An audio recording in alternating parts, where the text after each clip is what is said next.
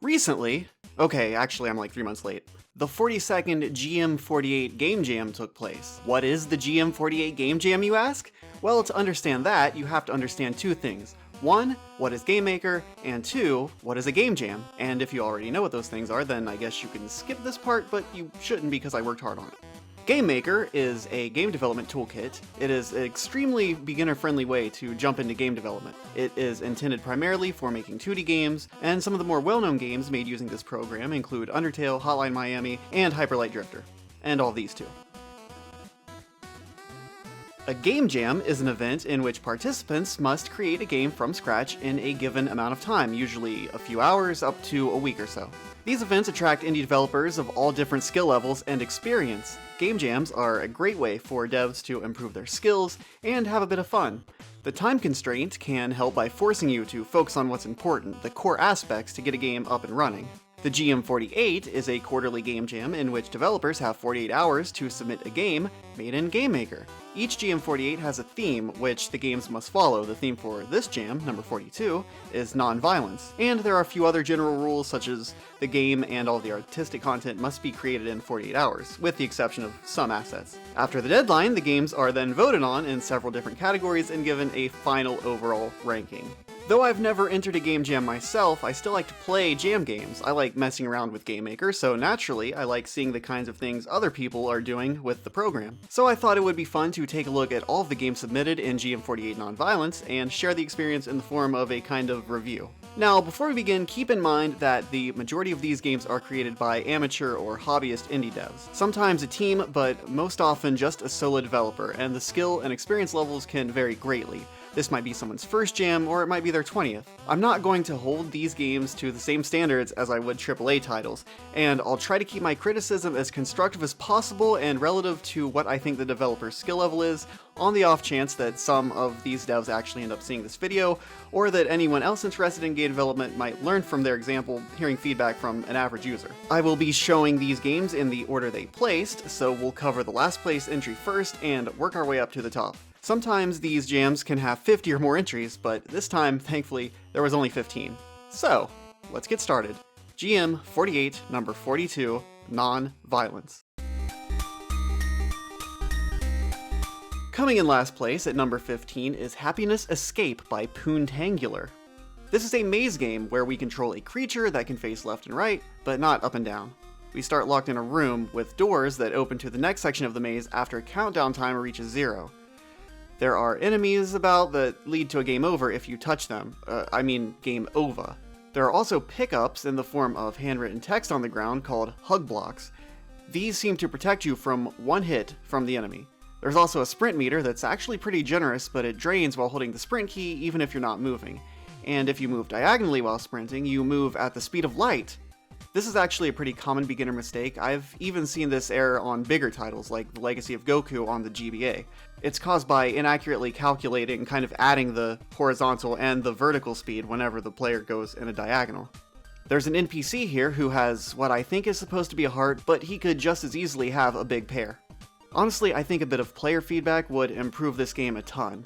Some kind of effect to let you know you have a hug blocker shield active, something better than just some text that changes color in the top of the screen anyway. And maybe some sounds to let you know when a key spawns, and I couldn't find any way to restart the game when I died. I had to Alt F4 and relaunch every time. But the biggest problem is the crashes. I couldn't make it past the 4th door because of crashes. I think it has something to do with the spawning and the NPC, I don't know. My last issue is that it doesn't really fit the theme. The enemies kill you just as traditionally as they would in any other game, and I don't think that the line of text explaining that they hugged you until you fell in love with them really changes that.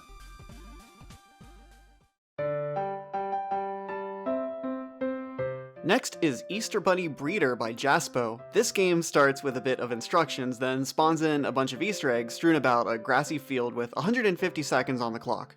The goal here is to drag the most compatible eggs next to each other so that when they hatch, they'll make more eggs and thus more bunnies. This is a neat idea. I've always been a fan of these breeding type games. This one is pretty simple too, just point click and wait for bunnies to do what bunnies do.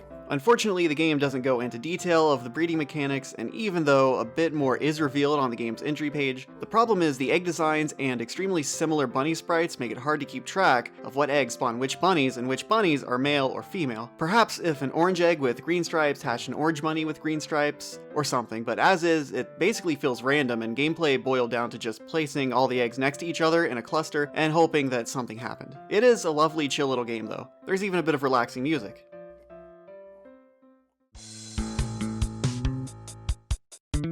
Lucky number 13 is simply titled Epic Game by Joshi. While there's not much here to see, what is here is quite solid. You have 20 seconds in each level to navigate through a maze with your ball to find the exit.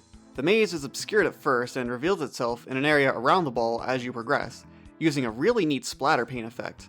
You can also jump from one section of the maze to another if the sections are close enough to each other, but you can only do this 3 times per level. The levels are randomly generated, and the game keeps track of your high score. According to the game's entry page, this was made in about 12 hours, and for that time I think it is an exemplary entry. Everything is functional and looks good, even if it is minimalistic. And the gameplay itself has a good balance in difficulty. My only minor complaint is that maybe it could tell you what level you're on while you're actually playing instead of only at the end of the game.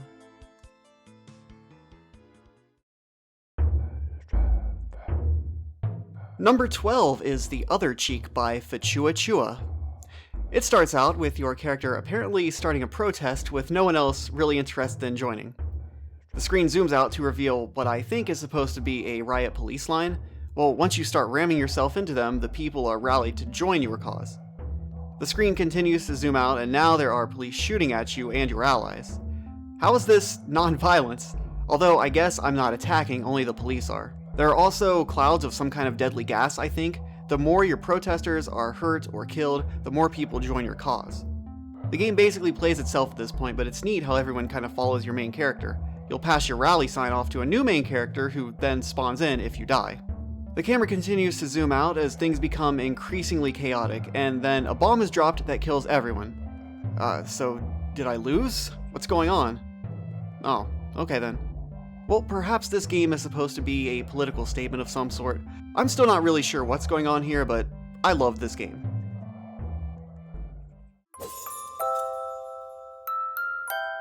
In 11th place is Yawn Please by Hopel, or perhaps just HOPL. It's a game based on the phenomenon of not being able to resist yawning when you see somebody else do it. It takes place on a single screen with a limited view, almost like you're looking through a spyglass. The goal is to look around while trying to find randomly placed pins around the room. There are a few characters in the room who will occasionally yawn while you're looking at them. If you catch them in your view as they're yawning, your yawn meter will go up. When it fills up all the way, you yawn and it's game over. I didn't really like this game at first, but it grew on me after a little while. The art style you could say is weird, but it kind of fits the premise of this game. It also has a scream mode, which is just, well...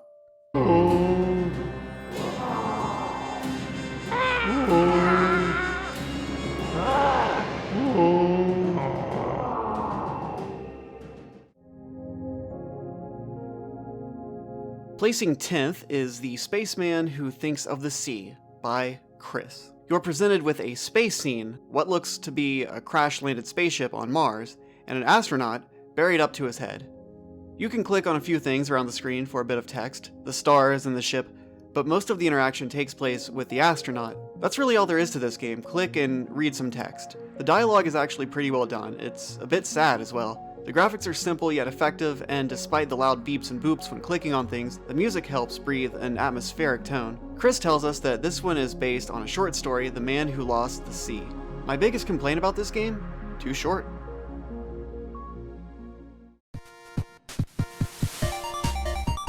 Ninth is Dodger Swirl by Ildie, and there's a lot that I like about this game. The idea is simple. You're swirling around a giant eyeball, dodging its projectiles while trying to collect a given amount of squares before getting too close to the eye. Collect enough squares, you move on to the next level. Not enough squares, and it's game over. The squares randomly spawn around you, but if you're hit by a projectile, you lose a square. The art, while simple, is consistent, and with pretty good music and sound effects to match, gives it a somewhat polished presentation. I really like the level transition animation too. The spinning background animation kind of looks like obstacles that you need to avoid at first, but thankfully they're just aesthetic, as this game is already hard enough. A little too hard for me, honestly. A few things I wish this game had were a bit more frequent spawning of the squares and maybe a more clear boundary telling you when you're at the Eye's event horizon. I could imagine a full release having the difficulty tweaked a bit, but as is, the best I could do is level 5.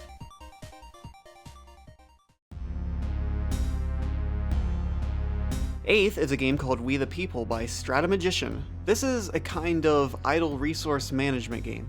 Again, we have a game about protestation. You have 14 days to gather enough protesters to stop Violence Corps from causing doomsday. The more people you can recruit, the more love you can generate to take the evil corporation down. Recruits also help generate income, which you can use to grow your cause even more. At the end of the day, you'll be set back by the volatile nature of peaceful protests, either by losing protesters, losing money, Violent Corps regaining lost health, and things like that.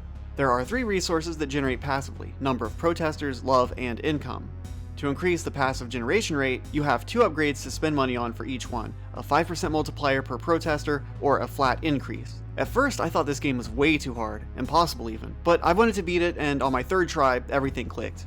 Early game, you just want to focus on raising funds and protesters. The flat increase to money becomes essentially useless later, but early game it's an absolute must. However, what really breaks this game wide open is the 5% per person multiplier upgrade. This allows for exponential growth of protesters and money. In fact, I didn't take any love generation on my winning run and beat the game with sheer numbers alone. So yeah, there's a bit of balancing that needs worked out, which is common in game jams. I liked the subtle humor that you get in the bits of text here and there, and I love the company name Violent Corps.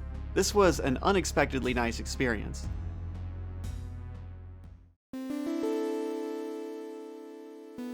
Seventh is Spread a Smile by Gato Gaming. Right away before playing, it requires you to authorize to use the GM48 leaderboards. Personally, I don't like that I have to do extra steps to play a game. The option to opt out would be nice, but as far as I can tell, you can't. But whatever. Here we have a kind of top-down game. You go around town collecting candy, and then enter any of the houses to start a shooting minigame in which you have to shoot sad faces with the candy to turn them happy. Like Happiness Escape, I feel like they're just trying to wrap a theme over an unfitting idea. You're still literally shooting enemies in the face. Different houses have different difficulties, and it seems like if you lose, you're just sent back to the beginning, but you keep your score. The graphics are nice, well, except for maybe the shooting sections. Speaking of which, controlling a reticle with the arrow keys is a nightmare, and I would have gladly switched over to the mouse for these sections, but oh well. I also like the map that you could bring up, a nice touch. Other than that, there's not much to say.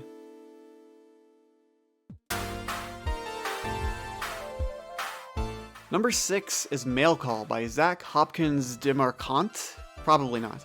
This is a vertical shoot 'em up, and yes, this is also another game that is subbing in bullets for smiles, but I feel it's more forgivable here. It's as if the dev has adapted the theme into a game instead of trying to paint the theme over a game, if that even makes sense. Basically, you're delivering mail to all of the enemy, or I guess friendly, planes. You can also drop mail down to civilians on the street below. Everything plays well. I'm not very good at these kinds of games, but the enemies don't shoot at you, which helps a lot. You can collect upgrades to increase your power, speed, and shields. You can shoot the upgrades to increase their effect before collecting them too, kinda like in Twinbee. Remember Twinbee? The art works well here, and there are some great voice-acted sound effects. Sadly, every time I get to stage 2, things start to fall apart. The game slows way down and I see numbers on the sidebar that just don't seem right.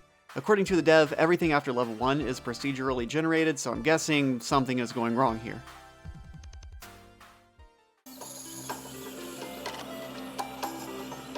Number 5 is Meditatinator, that's fun to say, by Tidacon Games. In this one, we play as a character who has just opened up their own meditation studio. Clients come in during open hours for about 1.5 in-game minutes, and during that time we have to calm them using a series of keyboard inputs. There are a few different types of clients with differing input patterns, most randomly generated. Upon successfully finding inner peace, the client ascends into the sky, making sure to pay us first. At the end of the day, we count up our earnings, factor in expenses, and hopefully turn a profit. Each day, the rent for our studio is raised, and there are often other expenses we have to deal with. These are accompanied by a bit of humorous text between rounds, kind of like in We the People. The graphics are nice. Even from the start, there is a little splash screen and a very nice menu interface. The text is easy to read and consistent, but it's kind of hard to read the sideways text that tells you the time and money, especially while you're trying to pay attention to what's going on in the game. If you look out the window, very rarely you'll see a train go by in the background, and I absolutely love little things like this. The sound effects are good, the music is fitting, and there's even a bit of voice acting. The weakest aspect of this game is the gameplay itself. It just gets kind of old after the first several rounds. Even though there is some variation, it boils down to just hitting random keys. The gameplay is solid, just lackluster, but I can overlook that with this being a jam entry. I definitely think that this is something that could be built upon.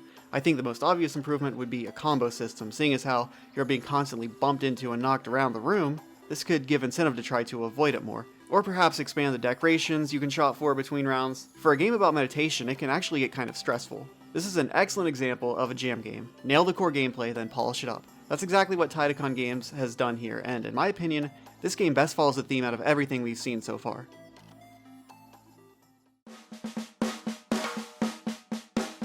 Fourth place is Street Lover by Allison James. And for this one, I'm just going to read the game's description as submitted by Allison because it's perfect. Street Lover asks the question, why fight? Why not just not? Pair 2 clauses to send compliments and small talk to your date. If you pick the pair that match, you'll deal extra love to them, but you'll still deal some love to them if they don't match because they recognize you were trying your best and you meant well. The first person to reach full love is okay, but it's alright if you're second. Love isn't a race. We'll get there in the end. This is a kind of dating sim meets Street Fighter parody, and it's actually amazing. There are 8 characters to choose from, each with a silly little bio. You fight against, I guess, date the other 7. Each date has their own set of clauses to choose from, as per the description. These range from light compliments to overtly flirtatious, but nothing too sexual or vulgar, although sometimes mismatching clauses can sound dirtier than it was probably intended to. It's a bit of a word puzzle, and for the most part it's pretty easy, and even the slightly less obvious choices get easier after a few rounds. Your dates seem to make choices randomly, or at least they don't prioritize picking matching clauses, and even when they do, I don't think they do any more love than usual. The graphics are great, there's not much animation or movement, but the simple cartoony character designs are very charming. That said, the UI is a bit lackluster, but it's not terrible or anything. The sound is great too. I love the voice bits, and the music looping in the background, well, it's not my usual bag, was oddly satisfying. Another really solid jam entry that I really enjoyed.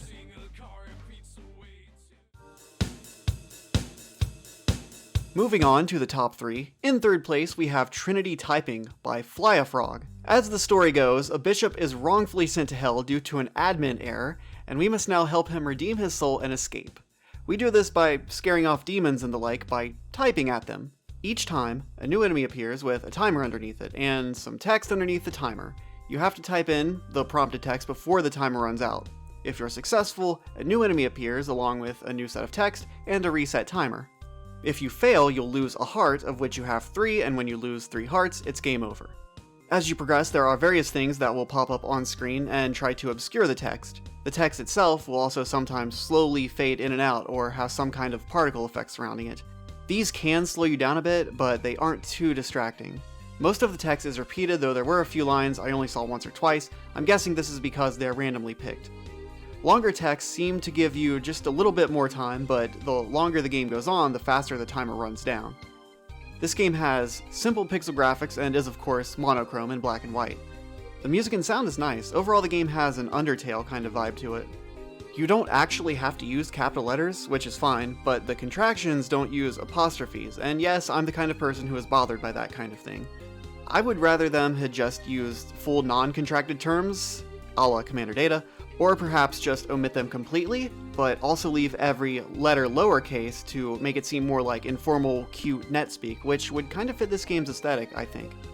Anyway, I'm not the fastest typer, and I can only get to about round 50. If it gets crazier in the later levels, I'll never know, as this game really doesn't hold my interest enough to keep at it. Not that it's a bad game, just not really my cup of tea.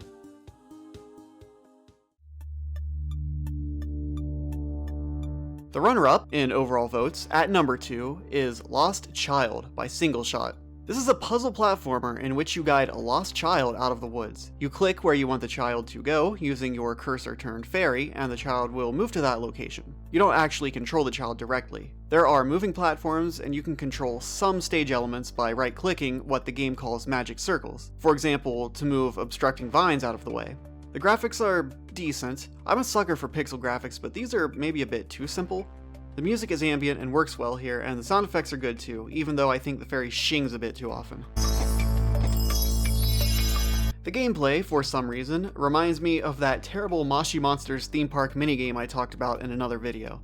But honestly, there are much better games to compare this to, like the OG Prince of Persia games. This game isn't better than Prince of Persia, but it is much, much better than that Moshi Monsters minigame. What really sucks about this game is that after only 10 screens, or what actually feels like 5 because the first half is basically just a tutorial, the game ends. And I get it, this is a jam, 48 hours isn't a very long time to really get in a bunch of levels, but it ends just when it looks like it's starting to ramp up into a really fun experience. I would love to see this game develop further with more content.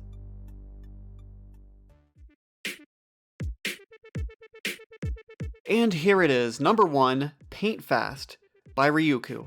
Right away, this one tells you that it has leaderboards and asks if you want to link with them. Gato Gaming could learn something from this. Anyway, we play as a wall painting bunny rabbit. There are 5 levels, or floors, in which you have 30 seconds to paint the sections of walls matching the indicated color. Incredibly simple premise. The bunny can hop around, cling to walls, and has a grappling hook. Paint will follow you around in a line wherever you go. If you close the line of paint in a loop, it will fill in with the currently selected color painting the wall.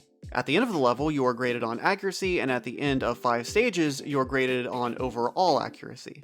The graphics are simple yet effective, and everything is clean and well presented. The music is very chill, adding to the low-pressure atmosphere. The biggest issue I have is with the controls. They're not super intuitive, but I feel like this probably will vary with different players. I can feel that there's probably some deep, fluidic movement there somewhere, but for me, it just never really clicked. So even though I suck at it, I can appreciate it, and in fact, the movement system alone could easily be repurposed, maybe for a more platformy game. But perhaps I just needed to spend more time with it, as the game does encourage replays. It's quick to get through an entire game, and I always felt like I could do just a little bit better every time. Also, the paint mechanic is very well done despite a few minor glitches that the creator did address in a post-jam update. This is a fun game, fits the theme perfectly, and is technically impressive, at least to a casual coder like myself. Though not personally my favorite, I can see why this was the top-rated game.